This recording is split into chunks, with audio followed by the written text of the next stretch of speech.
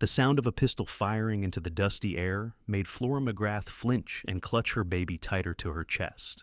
The tiny town of Redemption Creek, Arizona Territory, 1878, had never felt more dangerous than it did today. With her 6-month-old daughter Emma at the center of a nightmare Flora couldn't have imagined even in her darkest hours. Next item up for bidding: healthy female infant, approximately 6 months. Mother unable to pay debts. Starting bid at $50, called the auctioneer, a wiry man with yellowed teeth and dead eyes, who seemed unmoved by the horror of what he was facilitating. Flora screamed as Sheriff Daly's deputy wrenched Emma from her arms. The baby's cries pierced the hot afternoon air, joining Flora's desperate pleas. "Please, you can't do this. She's my baby." Flora lunged toward the deputy, but 2 men held her back, her auburn hair coming loose from its pins as she struggled. Emma's tiny face was red with distress as the deputy carried her to the auction block, a hastily assembled wooden platform in the center of town, where the sheriff had been auctioning off the possessions of those who couldn't pay their debts to the town's owner, Harold Winters. Flora had been given 3 months to pay the exorbitant rent Winters had suddenly demanded for the small cabin where she lived and ran her seamstress business. When she couldn't produce the $100 he required, his men had come that morning to seize everything she owned, including, apparently, her child. "This is not legal," Flora cried out, tears streaming down her face. "You cannot sell a human being." Sheriff Daly, a man who had long ago sold whatever conscience he might have had to Winters, barely glanced at her. "Debts must be paid, Mrs. McGrath. The law is the law." "That's not the law, and you know it," came a deep voice from the edge of the crowd. The sea of onlookers parted as a tall figure strode forward. Flora recognized him immediately. Samuel Callahan, the new ranch owner who had purchased the old Morrison place on the outskirts of town 6 months ago. He was a formidable sight in his dusty black hat and long duster, his face shadowed by several days' worth of beard. "Step aside, Callahan. This is town business," Sheriff Daly warned, his hand hovering near his gun. Callahan didn't slow his pace. "No child leaves my sight until I understand what's happening here." He positioned himself between the auction block and the crowd, his stance wide and immovable. Flora felt a surge of hope as Callahan reached out and took Emma from the startled deputy's arms. The baby's cries immediately began to soften as he held her with surprising gentleness for such a large man. "Last I checked, selling children was illegal in any territory of the United States," Callahan said, his voice carrying across the suddenly silent crowd. "So, I suggest you explain yourself quickly, Sheriff, before I ride to the territorial capital with a very interesting story for the governor." Sheriff Daly's face darkened. "The woman owes a debt." "Then take it up with the woman," Callahan interrupted. "This child is not property." Harold Winters pushed his way forward, his expensive suit out of place in the dusty street. "The law in Redemption Creek says I can collect what I'm owed by whatever means necessary." "Your law, Winters, not the law of this territory or this country." Callahan's eyes narrowed. "Now, how much does the lady owe?" $100, Winters said with a smirk. "Plus 25 for late fees." The crowd murmured. It was an impossible sum for most of them. Without hesitation, Callahan shifted Emma to one arm and reached into his vest with his free hand. He pulled out a leather wallet and counted out several bills. $125, he said, slapping the money into Winters' hand. "The debt is paid. The auction is over." Flora couldn't believe what she was seeing. This man, practically a stranger, had just paid a small fortune to save her child. She pushed past the men holding her and rushed forward. "Emma!" she cried, reaching for her daughter. Callahan gently handed the baby back to her, and Flora clutched Emma to her chest, sobbing with relief. "Thank you," she whispered, looking up at her daughter's savior with tear-filled eyes. "I don't know how I'll ever repay you." "Don't worry about that now," Callahan said quietly. "Get your things together. You're not staying in town tonight." Flora glanced at Winters, whose face was twisted with thwarted rage, and knew Callahan was right. She wouldn't be safe here. "I don't have much left," she admitted. Most of her possessions had already been carried to the auction block. "Then this won't take long," Callahan replied, turning to address the crowd. "Anyone who bought Mrs. McGrath's belongings today will be refunded their money and return her property immediately." His hand rested casually on his holstered gun. "I'm sure we all want to do the right thing here." Within the hour, Flora found herself seated beside Samuel Callahan on his wagon, Emma sleeping peacefully in her arms, her few remaining possessions piled in the back. As they drove away from Redemption Creek, she stared at the man beside her, still not fully comprehending why he had intervened. "Why would you help us?" she finally asked. "You don't even know me." Callahan kept his eyes on the road ahead, the reins held loosely in his capable hands. "I know enough," he said.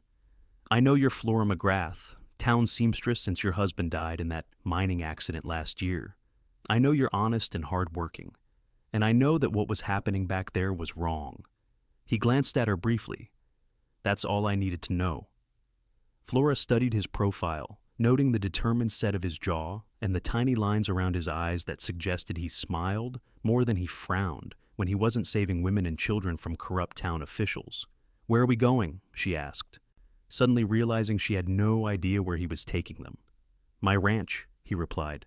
"I've got a small cabin near the main house. It was meant for a foreman, but I haven't hired one yet. You and Emma can stay there until you figure out your next steps."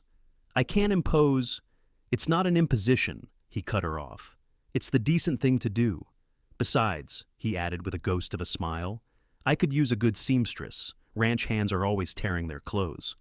As they crested a hill, the landscape opened before them, rolling grasslands dotted with cattle, backed by distant mountains turning purple in the fading light.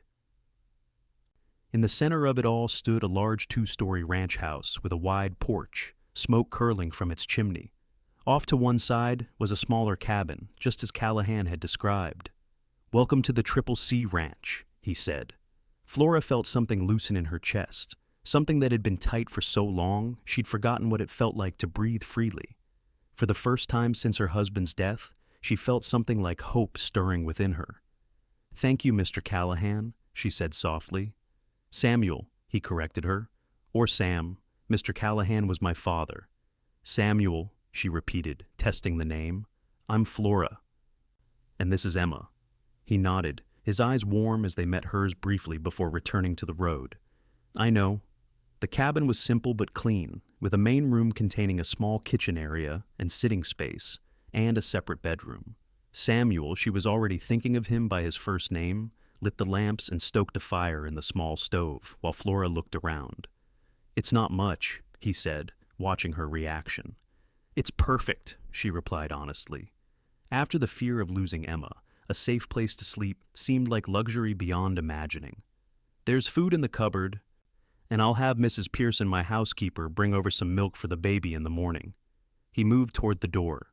"Lock up behind me. I'll come check on you tomorrow." After he left, Flora sat in the rocking chair by the fire, Emma nursing contentedly at her breast. She still couldn't quite believe what had happened, how close she had come to losing her daughter, and how a stranger had stepped in to save them both. Samuel Callahan was unlike any man she had met in Redemption Creek. Most of the townspeople had been indifferent to her struggles after Thomas died, some even seeming to take satisfaction in her downfall from respectable wife to struggling widow. But Samuel had acted without hesitation, putting himself between danger and a child who wasn't his responsibility. As Emma drifted to sleep, Flora gently placed her in the small crib that had been in the bedroom, evidence that a family had lived here once. She wondered about Samuel's story, about what had brought him to this remote part of the Arizona territory, and about why he lived alone in that big house with only a housekeeper for company. But those questions would have to wait. For now, she was simply grateful for the roof over their heads and the knowledge that, for tonight at least, they were safe. The next morning, Flora was awakened by a knock at the door.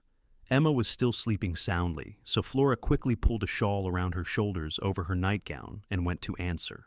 An older woman with silver-streaked black hair pulled into a neat bun stood on the porch, holding a basket covered with a checkered cloth.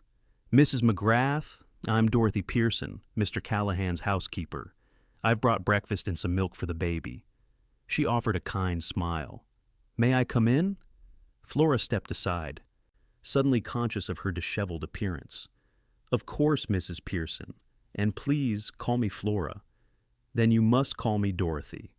The housekeeper bustled in and set the basket on the small table. "Mr. Callahan told me what happened in town yesterday. Shameful, absolutely shameful. As Dorothy unpacked fresh bread, preserves, hard-boiled eggs, and a jar of milk, she continued talking. Samuel said you're a seamstress. That's fortunate, because every man on this ranch seems determined to rip their clothes to shreds. I've been mending as best I can, but my eyes aren't what they used to be. I'd be happy to help, Flora said, gratefully accepting the cup of coffee Dorothy poured from a thermos. It's the least I can do after Mr. Callahan's kindness. Dorothy gave her an appraising look. Samuel doesn't do things for repayment. You should know that. He helped you because it was right, not because he expects anything in return. Even so, Flora insisted, I need to work. I won't be a charity case. Dorothy nodded approvingly. I thought you might say that. There's a trunk of mending in the main house whenever you're ready. No rush, though. Get settled first. She glanced toward the bedroom. Is the little one still sleeping? As if on cue, Emma's cries drifted from the bedroom. Flora excused herself and returned moments later with her daughter, who immediately became the focus of Dorothy's attention. What a beautiful child, the housekeeper cooed, tickling Emma under her chin. How old is she?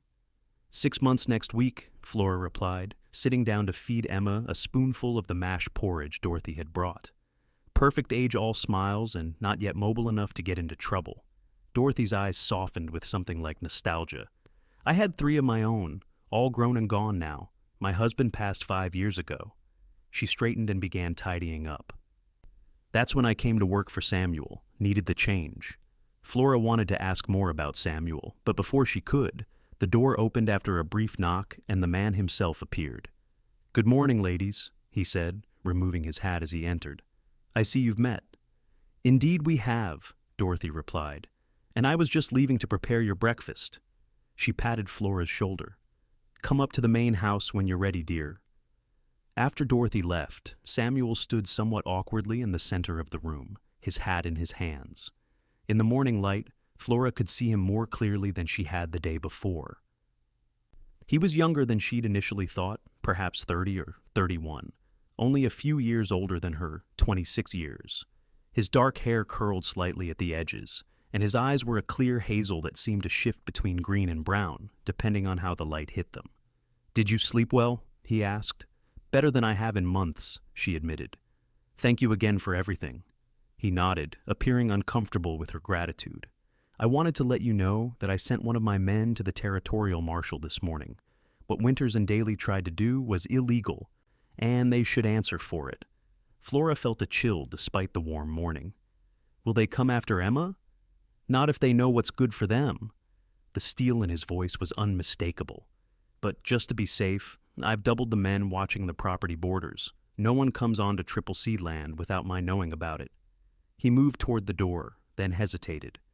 I have to ride out to check the south pasture today, but I'll be back by supper. Dorothy will help you with anything you need. Mr. Callahan, Samuel, Flora called as he reached for the doorknob. May I ask you something? He turned back. Of course. Why do you live alone out here? I mean, with just Dorothy and your ranch hands? The question had been nagging at her. A man like Samuel, kind, capable, and presumably wealthy enough to own such a large ranch, would typically have a family. A shadow crossed his face. That's a long story, Mrs. McGrath. Flora, she corrected him. Flora, he echoed, and she liked the way her name sounded in his deep voice. Perhaps I'll tell you someday, but not today. He settled his hat back on his head. Today, I have cattle to tend to. After he left, Flora finished feeding Emma and dressed them both for the day. The clothes she had, just 2 dresses for herself and a few things for Emma, were worn but clean. She resolved that her first project would be to make new clothes for them both as soon as she had earned enough to buy fabric. With Emma balanced on her hip, Flora walked up the path to the main house. It was even more impressive up close, a solidly built 2-story structure with a wide wraparound porch and large windows. Unlike many ranch houses thrown up hastily as the territories were settled, this one had been built with care and an eye for detail. Dorothy welcomed them into a spacious kitchen filled with the aroma of baking bread. Perfect timing, she said. I just put these biscuits in the oven. They'll be done in 20 minutes if you'd like to start on that mending while you wait. Flora settled Emma on a blanket on the floor with a wooden spoon to play with and examined the trunk of clothes Dorothy pointed out. It was indeed full of shirts, pants, and even a few jackets in need of repair. The men are hard on their things, Dorothy explained. Samuel pays them well, but most send their money home to families elsewhere. They don't like spending on new clothes if the old ones can be fixed. As Flora sorted through the garments, she asked casually, "How long have you worked for Mr. Callahan?" "Almost 3 years now, since he bought this place," Dorothy replied, kneading another batch of dough. "He came from Colorado, bought the ranch when old Mr. Morrison decided to move back east to be with his daughter after his wife died." "So he's not from Arizona originally?" "No, he had a smaller spread in Colorado. Did well enough there, from what I understand, then sold it and came here looking for something bigger." Dorothy paused her kneading and looked thoughtfully at Flora. "You're curious about him." It wasn't a question, and Flora felt her cheeks warm. "He saved my daughter." "It's natural to wonder about the man who did that." Dorothy's expression softened. "Of course it is, dear. Samuel is a good man, one of the best I've known. He treats his workers fairly, pays them on time, and never raises his voice unless someone's in danger. But he keeps to himself mostly. Rides out alone more often than not. He seems—" Flora searched for the right word. "Sad somehow." "Perceptive of you to notice," Dorothy said, returning to her dough. "Samuel had a wife and son in Colorado." Flora's hand stilled on the shirt she was mending. "Had?" Dorothy nodded solemnly. "Influenza 4 years ago. Took them both within days of each other. His boy was only 2. "How terrible," Flora whispered, her heart aching for the loss Samuel must have endured. She knew all too well the pain of losing a spouse, but she couldn't imagine also losing Emma. The very thought made her instinctively glance at her daughter to reassure herself that she was still there, happily gumming the wooden spoon. "Yes, it nearly destroyed him, from what he's told me," Dorothy continued. "He stayed in Colorado for a year after, then sold everything and came here. I think he needed to be somewhere with no memories." Flora understood that impulse. After Thomas died, she had moved from their small house on the edge of town to the cabin closer to her customers, unable to bear sleeping in the bed they had shared. "He doesn't talk about them much," Dorothy added, "but sometimes I catch him watching the children in town with this look in his eyes." She shook her head. "Anyway, that's his story to tell if he chooses." The conversation shifted to more practical matters as Dorothy showed Flora around the kitchen and explained the routine of the ranch. By lunchtime, Flora had mended 3 shirts and a pair of pants, and Dorothy had prepared a simple but hearty meal of soup and fresh bread. "You're welcome to take your meals here," Dorothy told her. "Samuel insists, says it's easier than you cooking for just yourself and the baby. That's very kind, but I don't want to be a burden." "Nonsense. I cook for 12 ranch hands and Samuel already. 2 more mouths hardly makes a difference." Dorothy's tone brooked no argument. "Besides, it's nice having another woman to talk to. Gets lonely out here sometimes with just men for company." As the days passed, Flora fell into a comfortable routine at the Triple C Ranch. She spent mornings mending clothes for the ranch hands, who soon began bringing her torn items directly and thanking her profusely for her skillful repairs. In the afternoons, she helped Dorothy with household chores, or worked on making new clothes for herself and Emma from fabric Samuel had ordered from town without her asking.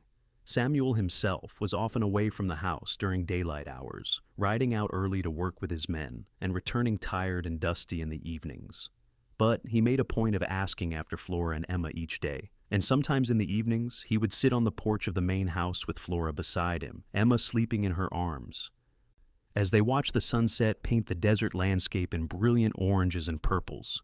During these quiet moments, Flora learned more about him, how he had built his first ranch from almost nothing, working as a hand on other spreads and saving every penny until he could buy his own small parcel of land. How he had met his wife, Elizabeth, at a church social and courted her for 6 months before proposing. How his son, James, had had his father's eyes and his mother's laugh. He spoke of these things haltingly at first, as if the words were rusty from disuse, but with increasing ease as the days turned into weeks. In return, Flora told him about Thomas, about their plans for a family that had only just begun to be realized when the mine collapse took him, and about her struggles to support herself and Emma afterward. Thomas was a good man, she said one evening as they sat watching the stars come out. But he wasn't practical. He believed the next big strike was always just around the corner. We never save much. That's the miner's curse, Samuel agreed. Always chasing tomorrow instead of building today. Yes, Flora said softly. I loved him, but sometimes I wonder if we would have made it, even if he had lived. He wasn't cut out for the steady work of building a life. He needed the excitement of possibility. Samuel was quiet for a moment. Elizabeth was the practical one in our marriage, he finally said. She kept the books, planned for the future. I was the dreamer, always wanting to expand, to try new breeding stock, new methods. His voice roughened. After she died, I had to learn to be both dreamer and planner. It's harder than I expected.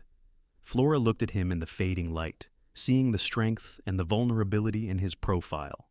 Without thinking, she reached out and placed her hand over his where it rested on the arm of his chair. You've done well, she said simply. He turned his hand over and clasped hers briefly, his touch warm and steady. So have you. The moment stretched between them, filled with unspoken understanding, until Emma stirred and broke the spell. Flora withdrew her hand and adjusted her daughter in her arms. I should put her to bed, she said, rising from her chair. Samuel stood as well. I'll walk you back to the cabin.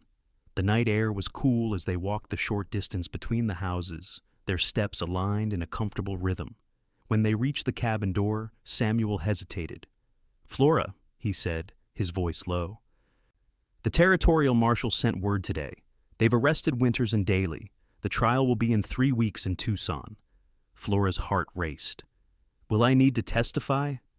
Yes, they'll need your account of what happened. He looked troubled. I'll take you there myself. You won't have to face them alone. Thank you. She touched his arm lightly. For everything. He nodded, his eyes holding hers for a long moment before he stepped back. Good night, Flora. Good night, Samuel. Inside the cabin, as she prepared Emma for bed, Flora found herself thinking about Samuel Callahan's hands, how gentle they had been when holding Emma that first day, how strong and capable they looked guiding his horse or working with tools around the ranch, and how warm one had felt clasping hers tonight. She wondered what it would be like to have those hands cup her face, to have them pull her close against his broad chest. Then she shook her head at her own foolishness. Samuel had been kind to her, yes, but that didn't mean he saw her as anything more than someone who needed help, a widow with a child, like the one he had lost. Still, as she lay in bed that night, the memory of his hand holding hers followed her into her dreams. The next morning brought a letter from Tucson, delivered by one of the ranch hands who had been to town for supplies. It was from the territorial marshal, formally requesting Flora's presence at the trial and outlining the charges against Winters and Daly attempted human trafficking, extortion, and abuse of power. This is really happening, Flora said to Dorothy as they prepared lunch in the kitchen. I never thought they would actually be punished. Samuel doesn't do things halfway, Dorothy replied, chopping carrots with practiced efficiency. When he said he'd see justice done, he meant it. But I'm just one woman. Why would the authorities care about what happened to me and Emma? Dorothy set down her knife and faced Flora directly. Because Samuel made them care. He rode all the way to Tucson himself to speak with the marshal and the territorial governor. He showed them that what happened in Redemption Creek wasn't an isolated incident, that Winters has been bleeding the town dry for years, using Daly to enforce his will. You and Emma were just the final straw. Flora felt humbled by the effort Samuel had made on their behalf. I had no idea he had gone to such lengths. That's Samuel, Dorothy said with a fond smile. He doesn't talk about the good he does. He just does it. When Samuel came in for lunch, Flora showed him the letter. I'm nervous about testifying, she admitted. I've never been in a courtroom before. It's straightforward, he assured her. You'll just tell the truth about what happened. I'll be there the whole time. Will other people from town testify too? Samuel nodded. Several have agreed to speak about Winters' other abuses. Once the initial arrests were made, people started coming forward. I'm afraid, Flora confessed. What if they're not convicted? What if they come after Emma again? Samuel's expression hardened. That won't happen. He reached across the table and took her hand, giving it a reassuring squeeze. I promise you, Flora, I won't let anyone hurt you or Emma ever again. The conviction in his voice sent a shiver through her that had nothing to do with fear. In that moment, she believed him completely and realized that somewhere along the way, she had come to trust this man with not just her safety, but her heart as well. The thought both thrilled and terrified her. It had been only 6 weeks since Samuel had rescued them from the auction block. Was it possible to develop such deep feelings in so short a time? Or was she simply confusing gratitude with something more? As if reading her thoughts, Samuel released her hand and stood up from the table. I need to check on the new calves, he said, his tone businesslike again. We'll leave for Tucson in 2 weeks if that suits you. Yes, that's fine, Flora replied, trying to match his practical tone despite the confusion swirling within her. After he left, Dorothy gave Flora a knowing look. He cares for you, you know. He's kind to everyone, Flora deflected. Not like this. Dorothy began clearing the table. I've known Samuel for 3 years, and I've never seen him look at anyone the way he looks at you and Emma. Flora busied herself wiping Emma's face clean of the mashed potatoes she'd been eating. Even if that were true, I'm not sure I'm ready. Thomas has been gone barely a year. The heart doesn't follow a timetable, Dorothy said gently. And grief doesn't mean you can't find joy again. If anyone understands that, it's Samuel. The conversation lingered in Flora's mind as she went about her afternoon chores. By the time she put Emma down for her nap, she had made a decision. She would not rush into anything, but neither would she deny what she was beginning to feel for Samuel. She would simply let things unfold naturally, whatever that might mean. That evening, when Samuel knocked on her cabin door, Flora was surprised to see him holding a small package wrapped in brown paper. I hope I'm not disturbing you, he said, looking uncharacteristically uncertain. Not at all. Emma just fell asleep for the night. Flora invited him in, curious about his visit. They usually spoke at the main house during meals or on the porch afterward, not here at her cabin. Samuel placed the package on the table. I was in town today and saw this. Thought Emma might like it. Flora unwrapped the paper to find a beautifully carved wooden rattle, polished to a warm glow and decorated with painted flowers. Samuel, it's lovely, she said, genuinely touched by the thoughtful gift. It's nothing fancy, he said, watching her reaction carefully. Just something I thought she might enjoy. She'll love it, thank you. Flora set the rattle aside and gestured to the chairs by the small stove. Would you like some coffee? He hesitated, then nodded. That would be nice. As Flora prepared the coffee, she was acutely aware of Samuel's presence in the small cabin.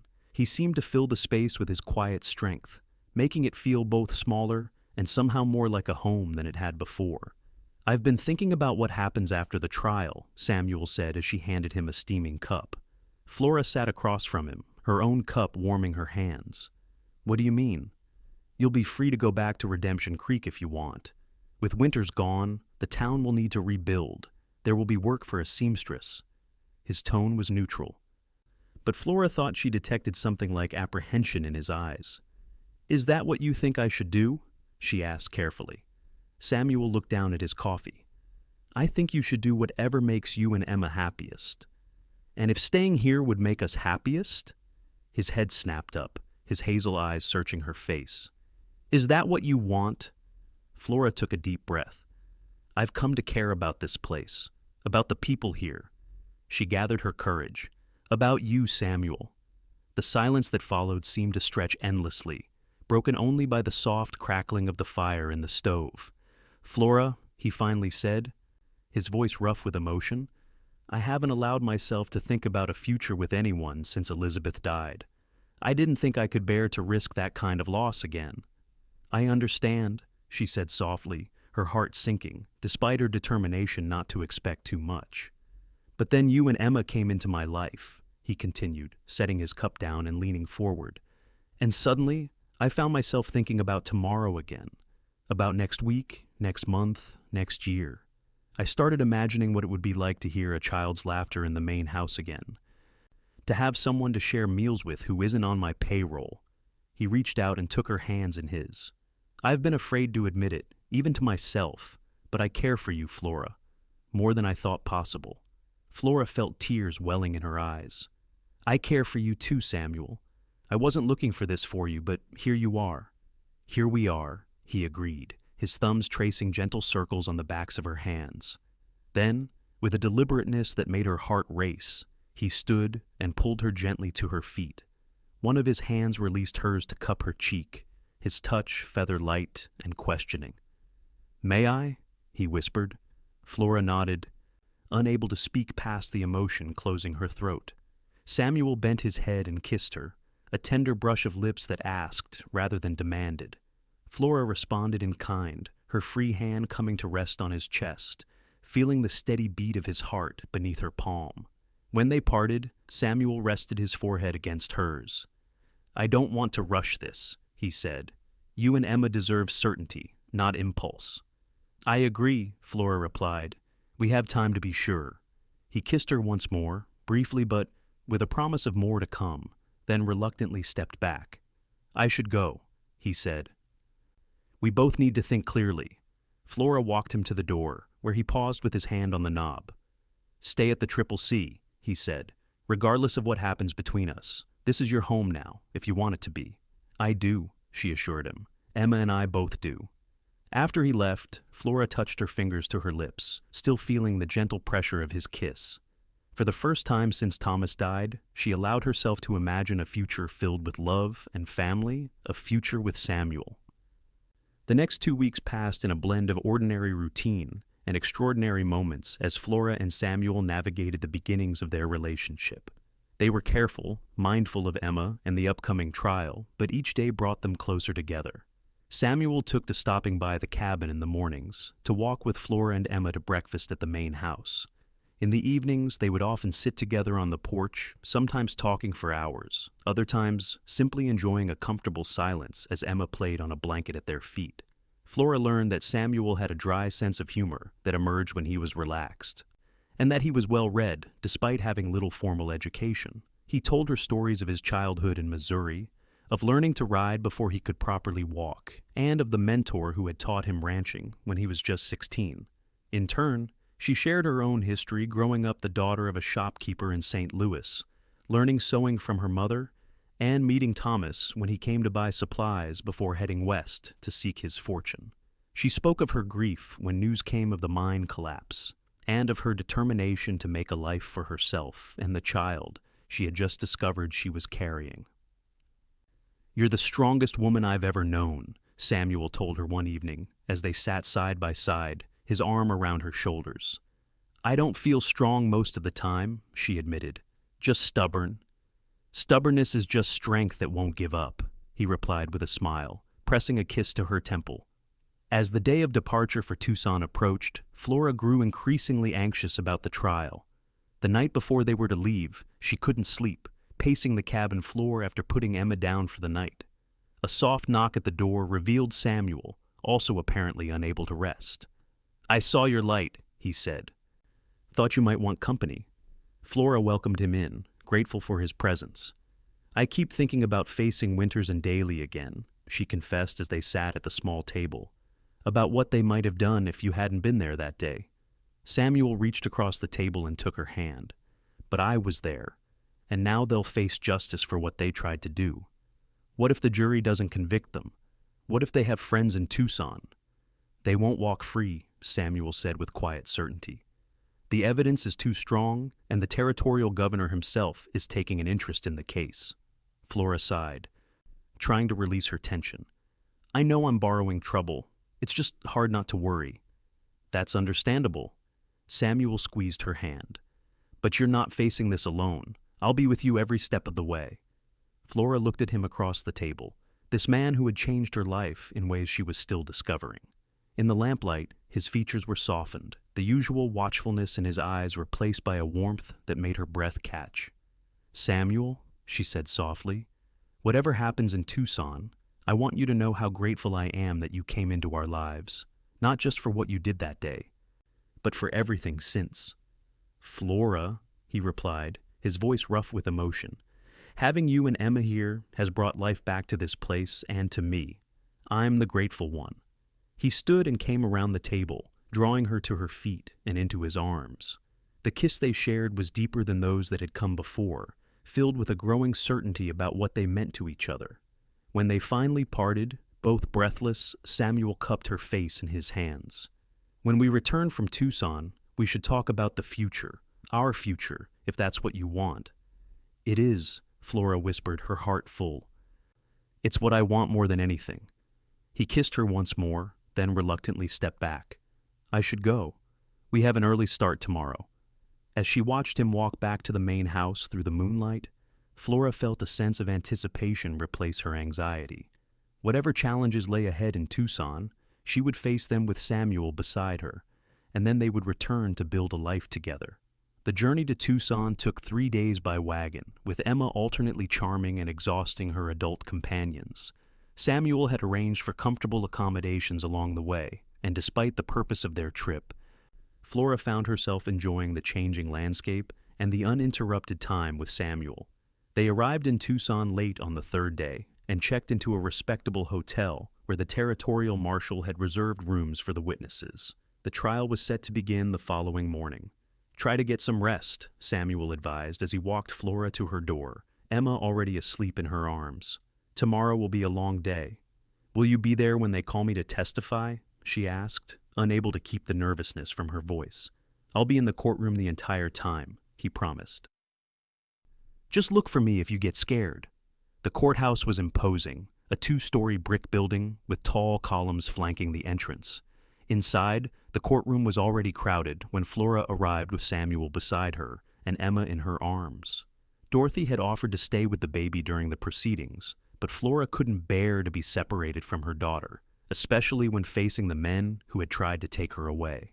The territorial marshal, a tall man with a silver mustache named James Harker, approached them as they found seats.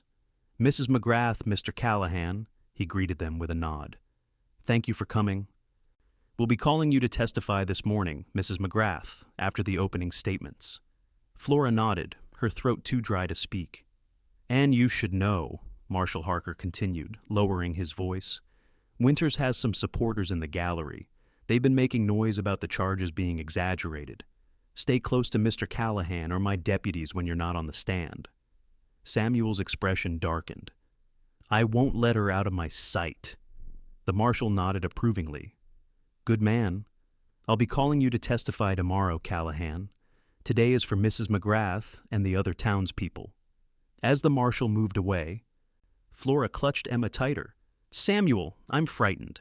"I know," he said, covering her hand with his. "But you can do this. Just tell the truth, exactly as it happened." The court was called to order, and the trial began. The prosecutor outlined the case against Winters and Daly in clear, damning terms, describing a pattern of abuse that had culminated in the attempted auction of a child. When it was Flora's turn to testify, she handed Emma to Samuel and made her way to the witness stand on shaking legs. After being sworn in, she faced the prosecutor, trying not to look at Winters and Daly sitting at the defense table. "Mrs. McGrath," the prosecutor began, "please tell the court, in your own words, what happened on the afternoon of May 15th in Redemption Creek." Taking a deep breath, Flora recounted the events of that terrible day, how the sheriff and his men had come to seize her possessions for non-payment of what she now knew was an illegally inflated rent, how they had taken Emma from her arms, and how they had placed her baby on the auction block like a piece of property. "And what happened then?"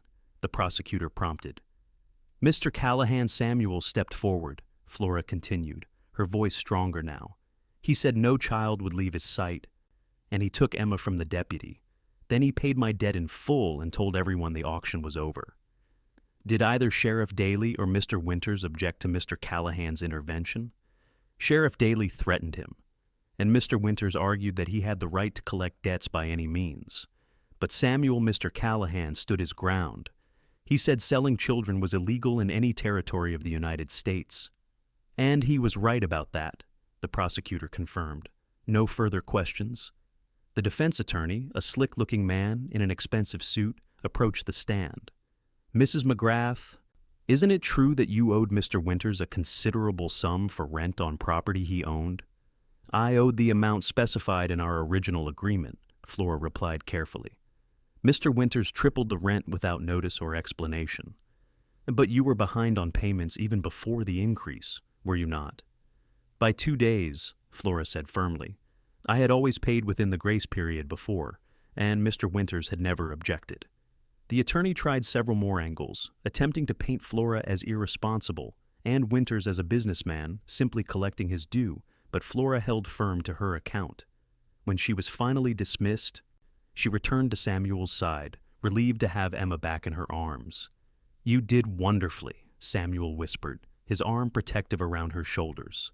The rest of the day brought testimony from other residents of Redemption Creek, each with their own story of Winters and Daly's abuse of power. By the time court adjourned for the day, Flora was exhausted but hopeful. The evidence against the two men seemed overwhelming. As they left the courthouse, however, a small group of men blocked their path, business associates of Winters, judging by their fine clothes and hostile expressions. You think you're so righteous, Callahan, one of them sneered, riding in to save the poor widow and her brat. But Winters has friends in this territory, friends who won't forget what you've done. Samuel pushed Flora behind him, his stance widening as he faced the men. If you're threatening Mrs. McGrath or her child, you should know that I don't take kindly to threats. Marshal Harker appeared beside them, his hand on his gun. Is there a problem here, gentlemen? The men backed down, muttering as they dispersed. Harker escorted Flora, Samuel, and Emma back to their hotel, posting a deputy outside their rooms for the night. I don't like the look of those fellows, the marshal said. Winters has business dealings throughout the territory. Some people stand to lose money if he goes to prison. All the more reason to make sure he does, Samuel replied grimly. That night, after putting Emma to bed, Flora sat with Samuel in the small sitting room that connected their adjoining hotel rooms.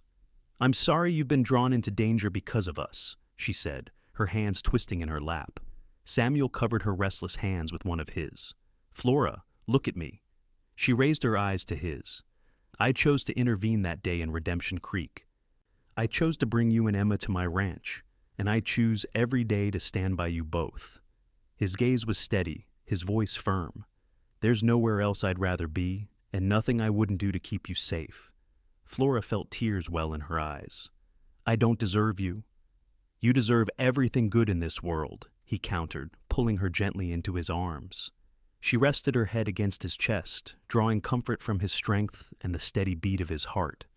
When we go home, she said softly, I want to talk about that future you mentioned. Samuel's arms tightened around her. So do I. The next day, Samuel took the stand. His testimony was clear and damning, supported by documents he had gathered, showing Winters' pattern of illegal rent increases and property seizures throughout Redemption Creek. The defense attorney tried to paint Samuel as an outsider with a vendetta, but Samuel's calm, factual responses gave the man little to work with.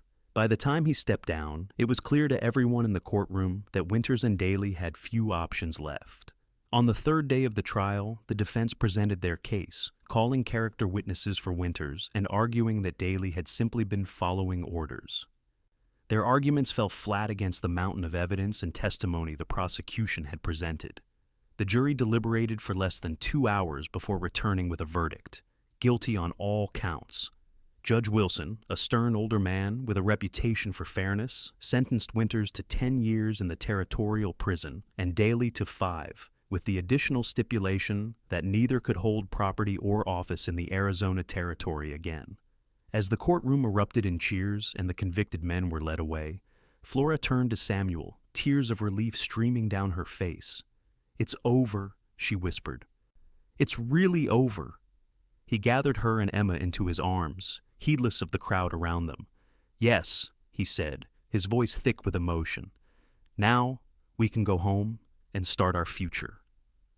The return journey to the Triple C Ranch seemed faster than the trip to Tucson, perhaps because they were no longer traveling toward uncertainty, but toward home. They arrived as the sun was setting on the 4th day, the familiar silhouette of the ranch house, a welcome sight on the horizon. Dorothy was waiting on the porch, waving as they approached. Welcome home, she called. How did it go? Guilty on all counts, Samuel replied, as he helped Flora down from the wagon. They won't be troubling anyone for a long time. Thank the Lord, Dorothy said, taking Emma into her arms and bouncing the tired baby gently. "I've kept supper warm for you." After a quiet meal, during which they filled Dorothy in on the details of the trial, Samuel suggested that he and Flora take a walk. The evening was mild, the sky painted in spectacular shades of pink and gold as the sun disappeared behind the mountains. They walked in companionable silence until they reached a rise overlooking the ranch, Samuel's favorite spot, he had told her once, for thinking and making decisions. "This is where I stood the day I bought this land," he said, gazing out over the property. "I remember thinking it was too big for just one man, but I couldn't bear the smallness of the place in Colorado anymore. Too many memories." Flora slipped her hand into his. "And now?" He turned to face her, taking both her hands in his. "Now I look at this land, and I see possibility again. I see a future." He swallowed hard. "Flora, I know it hasn't been long, but I've never been more certain of anything in my life. I love you. I love Emma as if she were my own. And if you'll have me, I want to spend the rest of my days making you both happy." Flora's heart soared. "Samuel, I love you too. You've given us so much more than shelter. You've given us hope, security, and a chance at happiness I never thought I'd find again." He reached into his pocket and withdrew a small velvet box. "I bought this in Tucson," he said, opening it to reveal a delicate gold ring with a single pearl. "It's not fancy, but—" "It's perfect," Flora interrupted, her vision blurring with tears. Samuel knelt on one knee, still holding her hands. "Flora McGrath, will you marry me? Will you make the Triple C your permanent home? And allow me the honor of helping you raise Emma?" "Yes," Flora whispered, then louder. "Yes, Samuel, yes." He slipped the ring onto her finger, then stood and pulled her into his arms, his kiss filled with all the promise of their future together. When they finally parted, breathless and laughing, Samuel kept his arms around her waist. "When would you like to be married?" "Soon," Flora replied without hesitation. "I don't see any reason to wait." "Next month," he suggested. "That would give us time to invite people and make arrangements." "Next month sounds perfect." She leaned her head against his chest, listening to the steady beat of his heart. "I never expected to find love again, you know. After Thomas died, I thought that part of my life was over." "I felt the same after losing Elizabeth and James," Samuel admitted. "I thought I would live out my days alone with my grief. But then you and Emma came into my life, and suddenly I could see a different future." They stood together on the hilltop, watching as the first stars appeared in the darkening sky, making plans for their wedding and their life together. The next few weeks passed in a whirl of preparations. Samuel rode into town to arrange for the circuit preacher to perform the ceremony, while Flora, with Dorothy's help, began work on a wedding dress using some fine blue silk Samuel had ordered from Tucson. News of their engagement spread quickly through the nearby towns, and soon congratulations and well wishes were arriving from people Flora had never met, ranchers, merchants, and families who had dealings with Samuel and respected him. "You're marrying a well-regarded man," Dorothy told Flora as they worked on the wedding preparations. "Samuel's known throughout the territory as fair and honest. People remember that." "I'm beginning to see that," Flora replied, touched by the community's response. "I just hope I can be the wife he deserves." Dorothy patted her hand. "My dear, you already are. I've never seen Samuel so happy as he's been since you and Emma came into his life." The wedding day dawned clear and bright, with just enough breeze to temper the October heat. Flora stood in her cabin, now filled with her belongings for the last time, as Dorothy helped her into her wedding dress. The silk was a soft shade of blue that Dorothy said matched Flora's eyes, and she had sewn tiny pearl buttons down the back and delicate lace at the collar and cuffs. Emma, now nearly 8 months old and recently mastering the art of crawling, wore a miniature version of the same blue silk, fashioned into a dress with a sash that matched her mother's. "You look beautiful," Dorothy said, arranging Flora's hair with wildflowers Samuel had gathered that morning. Samuel won't know what hit him. A knock at the door revealed Marshal Harker, who had ridden from Tucson for the occasion. "Mrs. McGrath," he said, removing his hat. "You look lovely. I'm honored that you asked me to give you away." Flora had been surprised when Samuel suggested asking the marshal, but it made sense the man had been instrumental in bringing Winters and Daly to justice, and she had no family of her own to fill the role. "The honor is mine, Marshal," she replied, taking his offered arm. "Are they ready for us?" "Everyone's gathered by the cottonwood grove," he confirmed, "just waiting for the bride." The walk to the grove was short, but seemed to stretch endlessly as Flora's anticipation built. When they rounded the corner of the main house, she caught her breath at the sight before her. Samuel had transformed the cottonwood grove into a wonderland. White ribbons fluttered from the branches, catching the sunlight that filtered through the leaves. Wildflowers were arranged in clay pots along the path, and a simple arch twined with more flowers stood at the center where Samuel waited with the preacher. The ranch hands and their families, neighbors from miles around, and even some of the people from Redemption Creek who had testified at the trial stood in a semicircle, all turning to watch as Flora approached on the marshal's arm, Emma balanced on her hip, but Flora had eyes only for Samuel. He stood tall and handsome in a new black suit, his hat held respectfully in his hands, his face transforming with joy as he caught sight of her.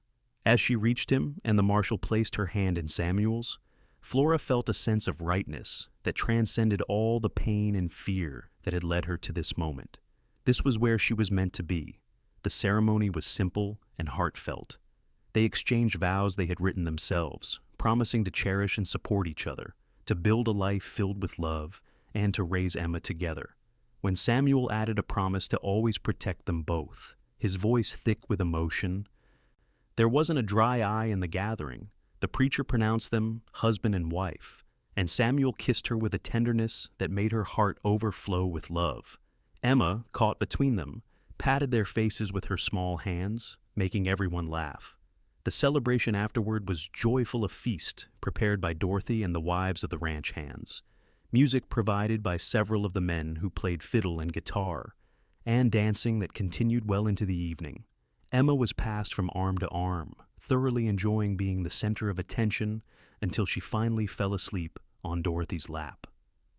As the night deepened and the guests began to depart, Samuel took Flora's hand and led her toward the main house, their house now.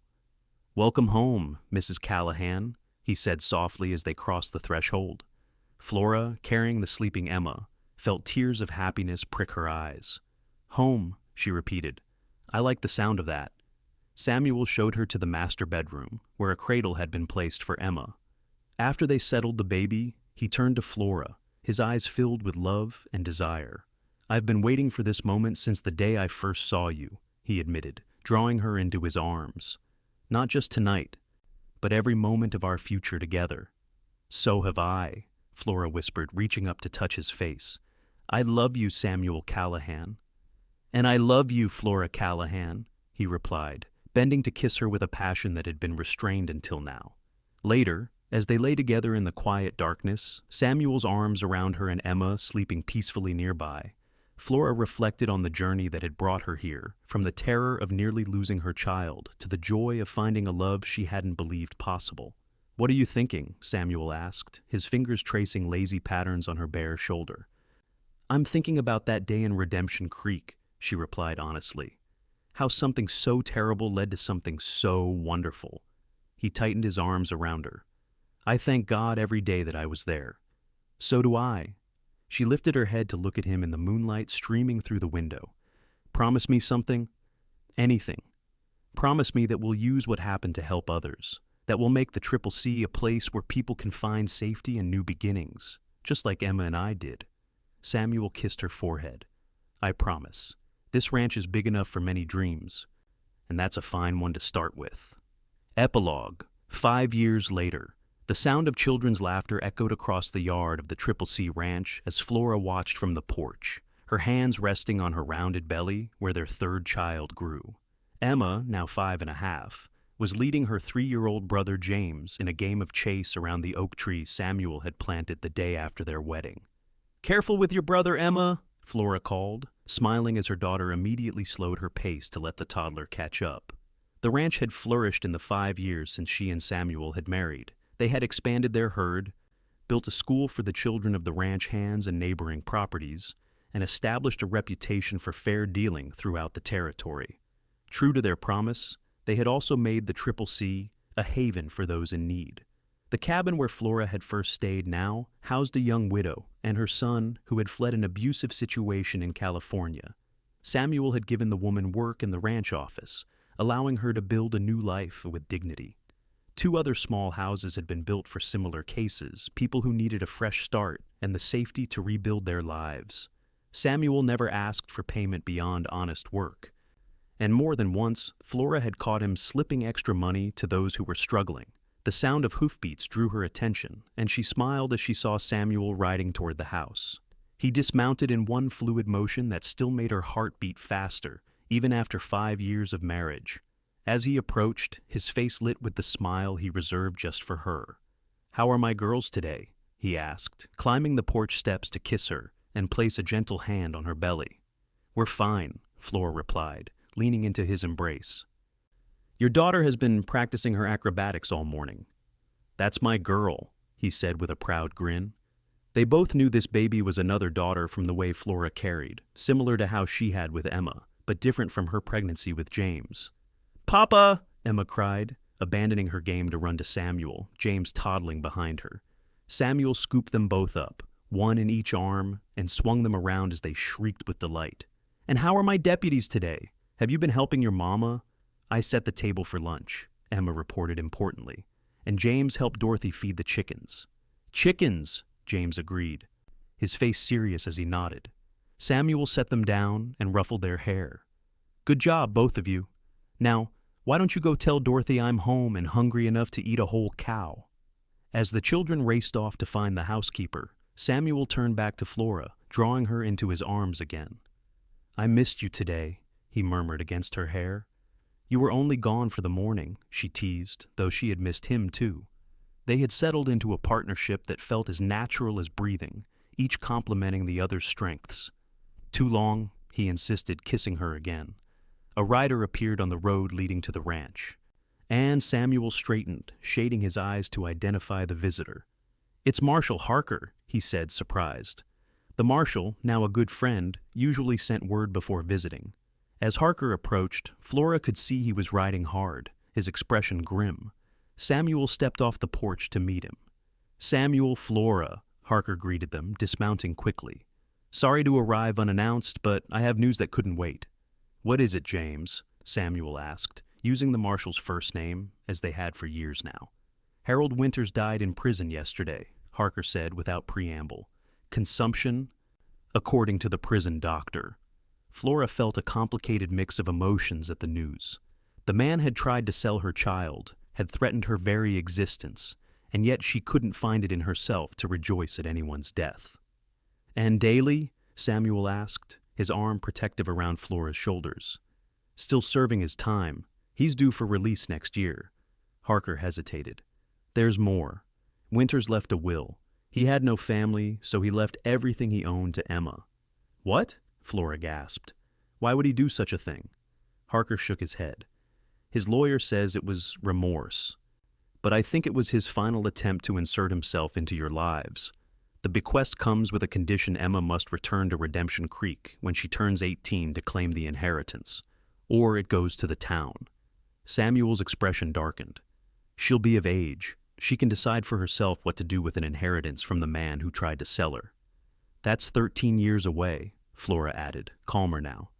"Winters will be long forgotten by then, and Emma will have the wisdom to make her own choice." Harker nodded. "That's what I thought you'd say.